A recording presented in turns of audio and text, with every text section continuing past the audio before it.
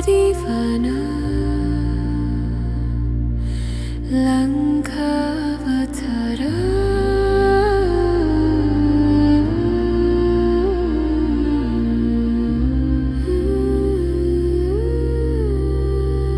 Pemutera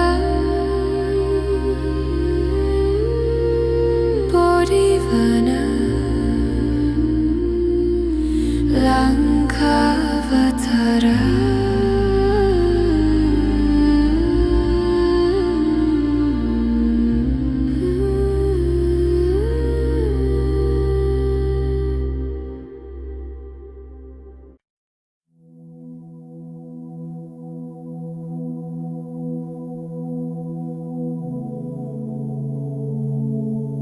As have I heard, the Blessed One once appeared in the castle of Lanka, which is on the summit of Mount Malaya, in the midst of the great ocean. A great many Bodhisattva Mahasattvas had miraculously assembled from all the Buddha lands, and a large number of bhikkhus were gathered there. The Bodhisattva Mahasattvas with Mahamati at their head were all perfect masters of the various samadhis, the tenfold self-mastery, the 10 powers, and the 6 psychic faculties. Having been anointed by the Buddha's own hands, they all well understood the significance of the objective world. They all knew how to apply the various means, teachings, and disciplinary measures according to the various mentalities and behaviors of beings. They were all thoroughly versed in the 5 dharmas, the 3 svabhavas, the 8 vijnanas, and the 2-fold egolessness. The Blessed One, knowing of the mental agitations going on in the minds of those assembled, and his great heart moved by compassion, smiled and said, "In the days of old, the Tathagatas of the past, who are arhats and fully enlightened, ones came to the castle of Lanka on Mount Malaya and discoursed on the truth of noble wisdom that is beyond the reasoning knowledge of the philosophers, as well as being beyond the understanding of ordinary disciples and masters, and which is realizable only within the inmost consciousness. For your sakes, I too would discourse on the same truth. All that is seen in the world is devoid of effort and action, because all things in the world are like a dream, or like an image miraculously projected.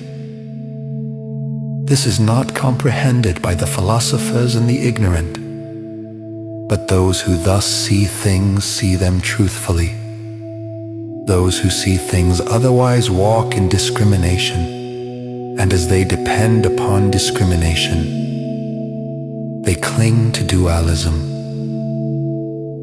The world as seen by discrimination is like seeing one's own image reflected in a mirror, or one's shadow, or the moon reflected in water, or an echo heard in the valley. People grasping their own shadows of discrimination become attached to this thing and that thing, and failing to abandon dualism, they go on forever discriminating, and thus never attain tranquility. By tranquility is meant oneness, and oneness gives birth to the highest samadhi, which is gained by entering into the realm of noble wisdom that is realizable only within one's inmost consciousness.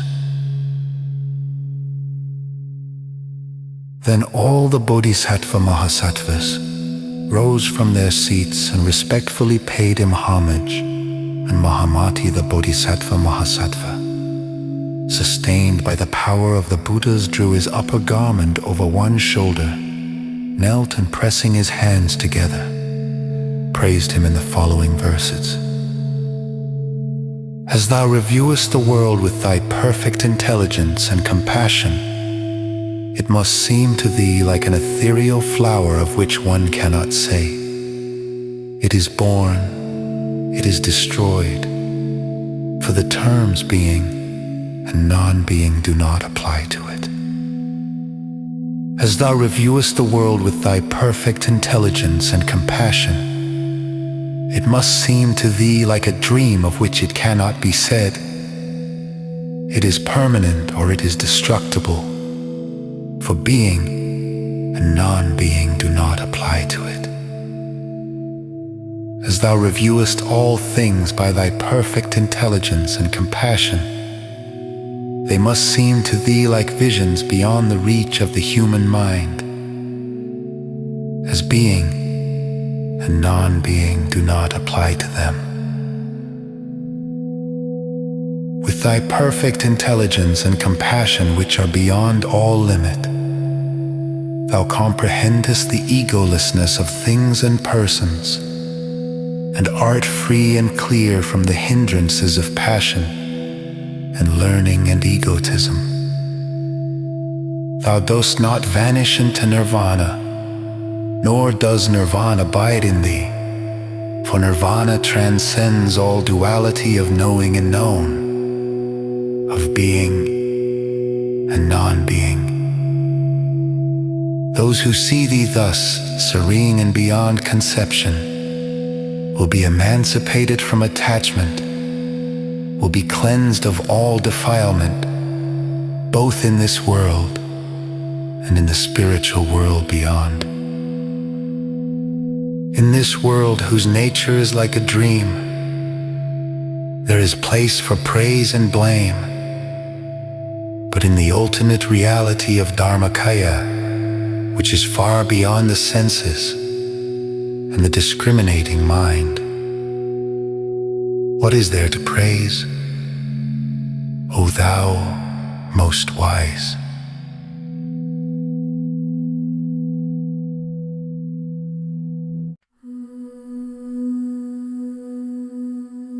Then said Mahamati, the Bodhisattva Mahasattva,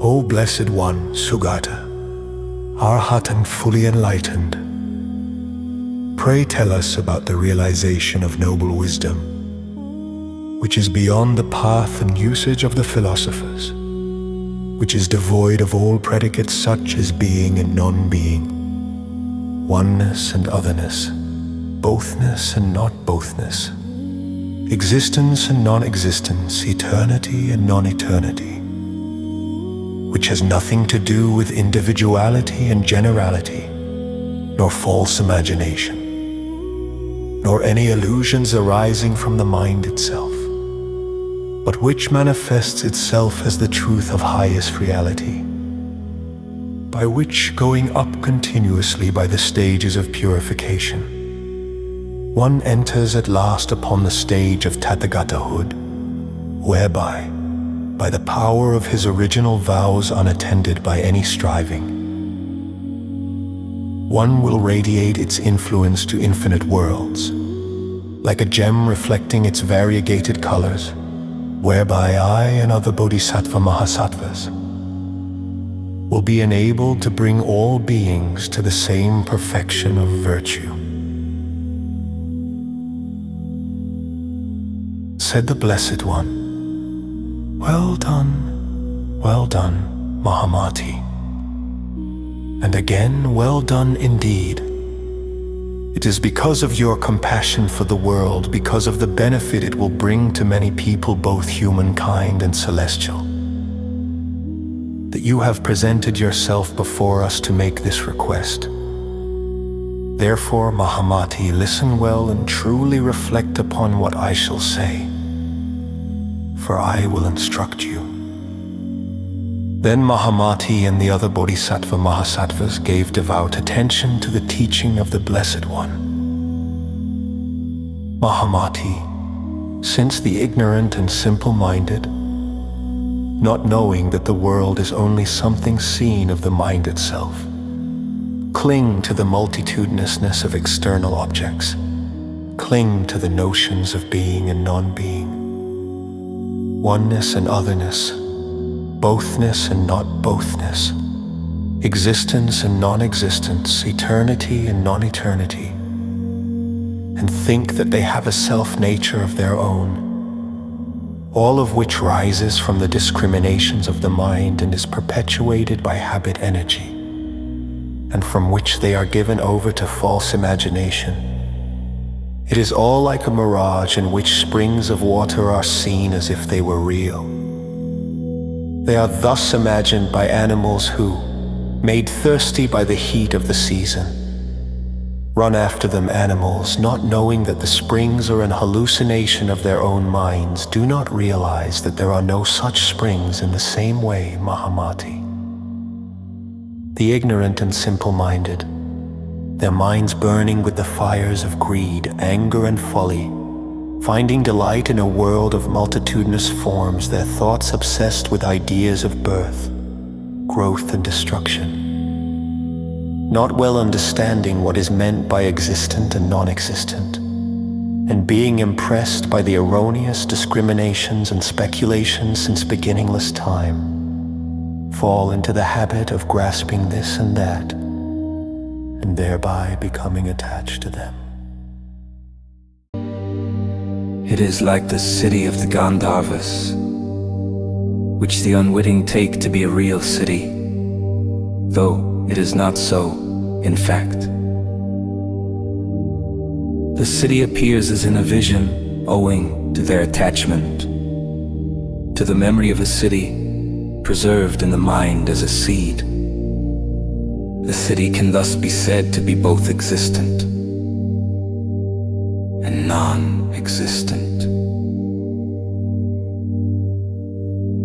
In the same way, clinging to the memory of erroneous speculations and doctrines accumulated since beginningless time, they hold fast to such ideas as oneness and otherness, being and non-being, and their thoughts are not at all clear as to what, after all, is only seen of the mind. It is like a man dreaming in his sleep of a country that seems to be filled with various men, women, elephants, horses, cars, pedestrians, villages, towns, hamlets, cows, buffaloes, mansions, woods, mountains, rivers, and lakes, and who moves about in that city until he is awakened. As he lies half awake, he recalls the city of his dreams and reviews his experiences there. What do you think, Mahamati? Is this dreamer, who is letting his mind dwell upon the various unrealities he has seen in his dream, is he to be considered wise or foolish?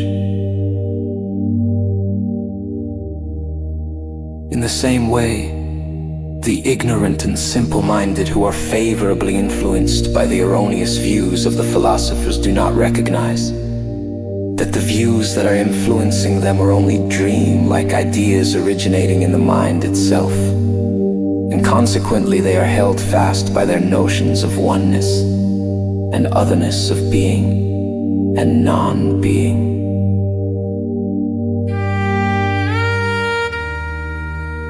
It is like a painter's canvas on which the ignorant imagine. They see the elevations and depressions of mountains and valleys. In the same way, there are people today being brought up under the influence of similar erroneous views of oneness and otherness, of bothness and not bothness, whose mentality is being conditioned by the habit energy of these false imaginings, and who later on will declare those who hold the true doctrine of no birth, which is free from the alternatives of being and non-being, to be nihilists, and by so doing will bring themselves and others to ruin. By the natural law of cause and effect, these followers of pernicious views uproot meritorious causes that otherwise would lead to unstained purity. They are to be shunned by those whose desires offer more excellent things.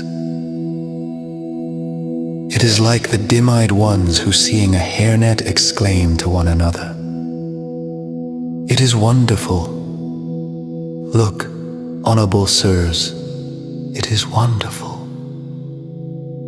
But the hairnet has never existed. In fact, it is neither an entity nor a non-entity, for it has both been seen and has not been seen in the same manner. Those whose minds have been addicted to the discriminations of the erroneous views, cherished by the philosophers, which are given over to the realistic views of being and non-being, will contradict the good Dharma and will end in the destruction of themselves and others. It is like a wheel of fire made by a revolving firebrand, which is no wheel, but which is imagined to be one by the ignorant. Nor is it not a wheel, because it has not been seen by some by the same reasoning. Those who are in the habit of listening to the discriminations and views of the philosophers will regard things born as non-existent, and those destroyed by causation as existent. It is like a mirror reflecting colors and images, as determined by conditions, but without any partiality. It is like the echo of the wind that gives the sound of a human voice. It is like a mirage of moving water seen in a desert. In the same way, the discriminating mind of the ignorant, which has been heated by false imaginations and speculations, is stirred into mirage-like waves by the winds of birth, growth, and destruction. It is like the magician Pisaka, who by means of his spells makes a wooden image or a dead body to throb with life, though it has no power of its own. In the same way, the ignorant and the simple-minded, committing themselves to erroneous philosophical views, become thoroughly devoted to the ideas of oneness and otherness. But their confidence is not well grounded.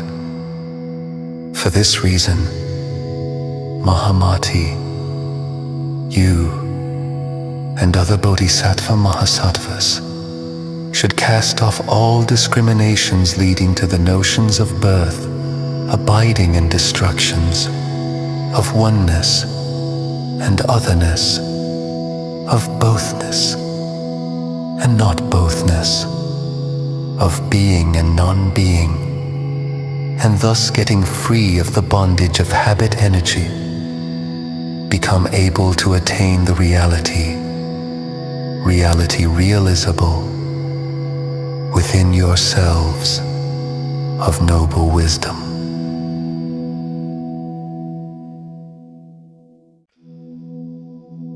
Then said Mahamati to the Blessed One, why is it that the ignorant are given up to discrimination and the wise are not? The Blessed One replied, it is because the ignorant cling to names, signs, and ideas.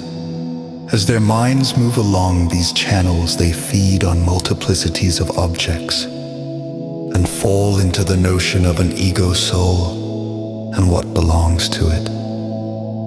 They make discriminations of good and bad among appearances and cling to the agreeable. As they thus cling, there is a reversion to ignorance, and karma born of greed, anger, and folly is accumulated. As the accumulation of karma goes on, they become imprisoned in a cocoon of discrimination and are thenceforth unable to free themselves from the round of birth and death. Because of folly, they do not understand that all things are like Maya, like the reflection of the moon in water, that there is no self-substance to be imagined as an ego soul and its belongings, and that all their definitive ideas rise from their false discriminations of what exists, only as it is seen of the mind itself. They do not realize that things have nothing to do with qualified and qualifying, nor with the course of birth abiding in destruction.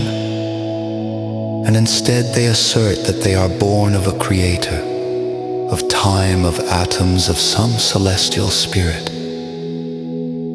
It is because the ignorant are given up to discrimination that they move along with the stream of appearances. But it is not so with the wise.